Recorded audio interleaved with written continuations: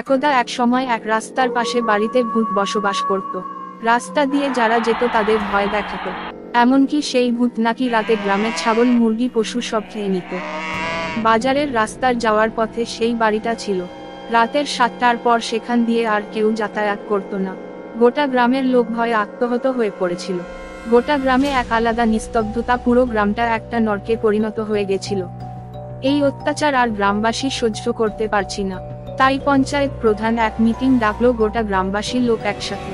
পঞ্চায়েত প্রধান জিজ্ঞাসা করলো এর থেকে বাঁচার উপায় কি। গ্রামের এক সাহসী ছেলে সমীর বলল, আমি দেখছি কি করা যায়। পরের দিন সমীর এক তান্ত্রিকের কাছে যায়। বাবা, আমাদের রক্ষা করো। বৎস, অত চিন্তিত হয় না, আমি সব জানি। বাবা, আমাদের এই ভূতের হাত থেকে রক্ষা করো। পরের দিনই অমাবস্যার রাতে ওই বাড়িতে এক যজ্ঞ করতে হবে। যজ্ঞের সবার আয়োজন করা হলো। গোটা গ্রামবাসী সেখানে উপস্থিত, সবার ভয় মর্মান্তিক অবস্থা। বাবার যজ্ঞ শুরু করলো। যজ্ঞ শুরু করতে করতেই এক ভয়ঙ্কর আওয়াজ।